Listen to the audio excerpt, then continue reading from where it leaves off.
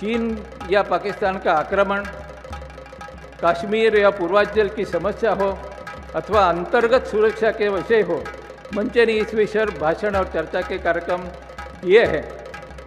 एक सांस्कृतिक हमला आक्रमण हमारे ऊपर चल रहा है। ये दोनों के बीच में national renaissance, national resurgence, specially in the intellectual academic area पर कितना मात्रा में होना चाहिए वो नहीं हुआ। इसके बारे में सोचे हुए राष्ट्रीय विचारकों ने इसके लिए पूरे भारत में कुछ इस प्रकार का भारत सेंट्रिक नॉलेज ट्रेडिशन को कायम रखने के लिए, फिर जीवित लाने के लिए एक प्रयास शुरू किया। उस प्रयास का नाम है प्रज्ञा प्रवाह।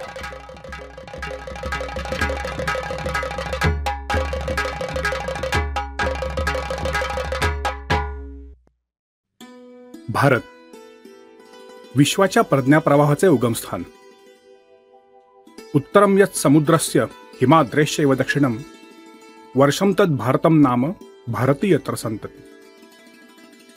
हिंदू महासागराच्या उत्तरेला आणि हिमालयाच्या दक्षिणेला पसरलेली आपली विस्तृत मातृभूमी म्हणजे भारत, आणि आपण सर्व या भारत मातेची लेकरे।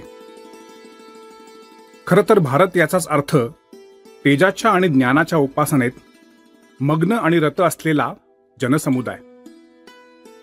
भारताचा प्रज्ञाप्रवाह अनादी काळापासून अखंड वाहतो आहे। विश्वाच्या निर्मितीचे आणि निर्मात्याचे चिंतन करताना याच भूमीतील अनेक ऋषीमुनींनी एका ज्ञानयज्ञाची सुरुवात केली। या वैचारिक आणि सांस्कृतिक चिंतनामधून जगाला मार्गदर्शन करणारी जीवनमूल्ये उदयाला येऊ लागली। परब्रह्म, आत्मज्ञान, धर्म, मानवी एकात्मता, निसर्गाला अनुसरून असणारी जीवनशैली, धर्मनिष्ठ राज्यव्यवस्था, राष्ट्र आणि संस्कृती अशा व्यापक संकल्पनांचा उदय याच भूमीमध्ये होऊ लागला। वैदिक, जैन, बौद्ध, शीख, वनवासी असे अनेक विचार प्रवाह या भूमीमध्ये अनेक वर्ष प्रवाहित होत आहेत। याच विचार मंथनामधून वेद, उपनिषदे, त्रिपिटके, आगमग्रंथ, गुरुग्रंथ साहेब, अनेक भक्ती संप्रदायांचे विचारग्रंथ, स्मृती, पुराणे, साहित्य, काव्य अशा लिखित वैचारिक प्रवाहाची सुरुवात याच भूमीमध्ये झाली। संस्कृत, तमिळ, कन्नड, मराठी, असामिया असे अनेक भाषा प्रवाह उदयाला आले। या असंख्य वैचारिक प्रवाहांमधून निर्माण झालेल्या विचारगंगेला विश्वाने ओळख दिली सनातन संस्कृती म्हणजेच हिंदू संस्कृती। हा भारतीय विचार प्रवाह आजही जगाला प्रभावित करून मार्गदर्शन करत आहे। भारताच्या सुवर्णयुगानंतर परकीय आक्रमणामुळे गुलामीचा एक काळोख इथल्या समाजाने अनुभवला। भारतीयांची श्रद्धास्थाने असलेली मंदिरे नष्ट करण्यात आली। नालंदा, तक्षशिला अशा जागतिक विद्यापीठांमधील ग्रंथसंपदा जाळून भस्म करण्यात आली। भारतीय भाषांमध्ये आणि ग्रंथांमध्ये परकीय विचारांची भेसळ करून इथला प्रज्ञाप्रवाह गढूळ करण्याचा प्रयत्न झाला। सर्व प्राणीमात्रांमध्ये ईश्वर बघणाऱ्या समाजाला संकुचित आणि जातीयवादी ठरवण्याचा प्रयत्न केला गेला। गणित आणि विज्ञान यांची प्राथमिक माहिती जगाला देणाऱ्या भारतीय समाजाला मागास ठेवण्याचा प्रयत्न झाला। याच देशाचा विलक्षण इतिहास पौराणिक कथा म्हणून नाकारण्यात आला। अशा अनेक प्रकारच्या राजकीय आणि वैचारिक आक्रमणानंतरही सर्व भारतीयांनी संघटित होऊन 1947 साली स्वातंत्र्य प्राप्त केले, आणि त्यानंतर खऱ्या अर्थाने भारतीयांचा दुसरा लढा सुरू झाला, तो म्हणजे वैचारिक स्वातंत्र्याचा। दुर्दैवाने स्वातंत्र्य प्राप्तीनंतरही परकीय मानसिकतेत वाढलेल्या इथल्या काही राज्यकर्त्यांनी इथल्या समाजाला मानसिक गुलामीत ठेवण्याचा प्रयत्न केला। परंतु प्राचीन भारताचा प्रज्ञाप्रवाह आणि आधुनिक विज्ञान यांची दुधारी तलवार घेऊन भारतीयांनी वैचारिक स्वातंत्र्याचा लढा चालूच ठेवला, आणि बघता बघता योग, अध्यात्म, एकात्म मानवता, वसुधैव कुटुंबकम, सामाजिक समरसता अशा अनेक भारतीय वैचारिक मूल्यांचा स्वीकार आज जग करत आहे। हेच महान कार्य पुढे नेण्यासाठी प्रज्ञाप्रवाह प्रतिष्ठान या अखिल भारतीय वैचारिक चळवळीमध्ये अनेक वैचारिक योद्धे अहोरात्र काम करत आहेत। हाच प्रज्ञाप्रवाह आपल्या पश्चिम महाराष्ट्रामध्ये ओळखला जातो प्रबोधन मंच या नावाने।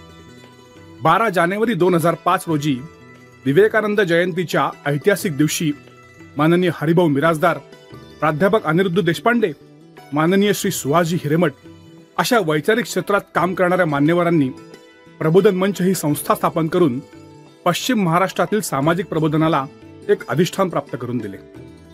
याच कार्यात माननीय श्री किशोरजी शशितल, श्री प्रमोदजी कुलकर्णी, श्री जयंतराव जोगळेकर आणि अन्य सहकाऱ्यांचा मोलाचा सहभाग लाभला. जागृत व संघटित समाज हे राष्ट्राचे सर्वात मोठे शक्तिस्थान असते.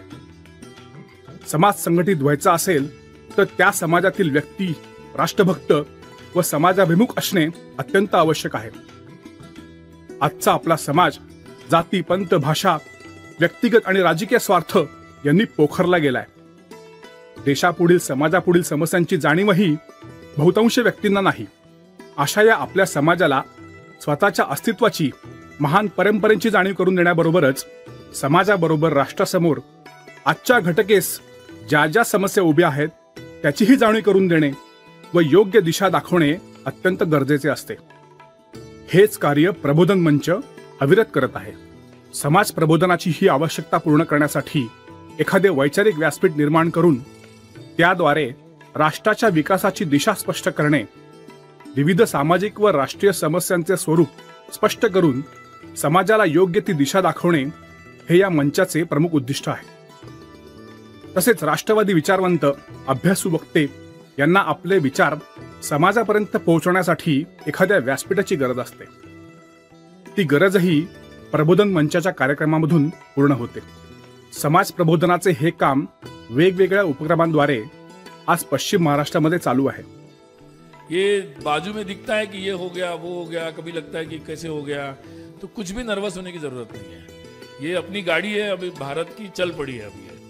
अब बीच में बाधाएं आएगी, लेकिन ये गाड़ी सुपर फास्ट है, रुकेगी नहीं. समाजापुढील, देशापुढील अनेक विषयांवर अभ्यासू व नामवंत वक्त्यांची भाषणे मंचाद्वारे आयोजित केली जातात.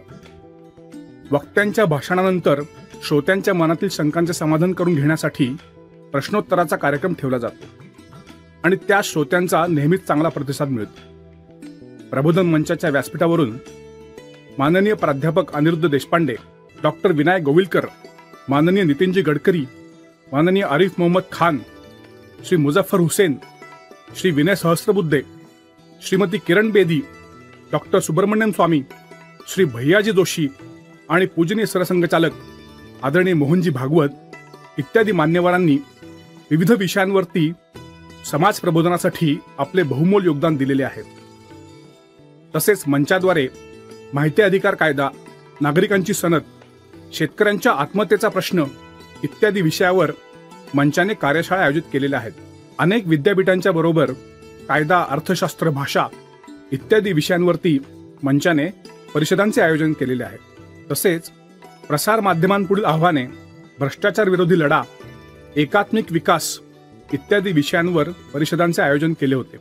त्यामध्ये नामवंत अभ्यासकांबरोबर अनेक संघटनांनी सहभाग घेतला होता.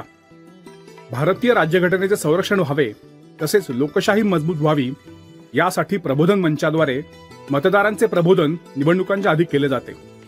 मतदारांशी घरोघरी जाऊन संपर्क करणे, मतदार जागृतीच्या पत्रकांचे वाटप करणे, वैचारिक जागृतीसाठी परिसंवादाचे आयोजन करणे, युवा मतदारांचे प्रबोधन करणे, निवडणूक यंत्रणेला मदत करणे असे अनेक उपक्रम प्रबोधन मंचाचे कार्यकर्ते 100% मतदान करण्यासाठी नेहमीच करत असतात. प्रबोधन मंचाचे कार्यक्रम घेत असताना काही वक्ते व श्रोते यांची वैचारिक मांडणी अधिक प्रभावी व्हावी यासाठी 2008 साली विमर्श या नावाने त्रैमासिक नियतकालिक सुरू करण्यात आले आणि या नियतकालिकामध्ये विविध विषयांवर त्या विषयातल्या तज्ज्ञांचे लेख समाविष्ट केले जातात व त्याचा उपयोग वर्तमान विषयांवरील तसेच सांस्कृतिक, ऐतिहासिक आदी विषयांवरील अभ्यास व संदर्भांसाठी केला जातो. 2013 साली स्वर्गीय पंडित दीनदयाळ उपाध्याय यांनी सांगितलेल्या एकात्मिक मानवदर्शन या विषयाचा अभ्यास करण्यासाठी प्रबोधन मंचाच्या कार्यकर्त्यांनी सुरुवात केली. अनेक वर्ष हा अभ्यास चालू आहे. त्यातूनच श्री रवींद्र महाजन लिखित policy studies in the light of एकात्म मानवदर्शन व ग्लॉसरीज ऑफ कन्सेप्ट्स इन एकात्म मानवदर्शन हे ग्रंथ व यावरील अनेक लहान मोठ्या पुस्तिका तयार झाल्या व त्या वितरित करण्यात आल्या. गेल्या 20 वर्षापासून मंचाचे काम सुरू आहे. प्रबोधन मंच ही नोंदणीकृत संस्था असून अनेक विधायक उपक्रम या संस्थेद्वारे राबवले जातात. प्रबोधन मंचाच्या महिला व युवा विभागातर्फे विशेष कार्यक्रमांचे आयोजन वेळोवेळी केले जाते. अशा या सामाजिक प्रबोधनाच्या महान कार्यात योगदान देण्यासाठी समाजातील विविध घटक आज पुढे येत आहेत. शहरी नक्षलवाद, साम्यवाद, अतिरेकी स्वैराचार, लव जिहाद, धर्मांतरण अशा प्रकारची छुपी वैचारिक आक्रमणे ही आपल्या समाजासमोरील महत्त्वाची आव्हाने आहेत. भारतीयांचा वैचारिक स्वातंत्र्य लढा यशस्वी करण्यासाठी आपल्यासारख्या अनेक वैचारिक योद्ध्यांनी या प्रज्ञा प्रवाहात योगदान देणे हीच तर काळाची गरज आहे.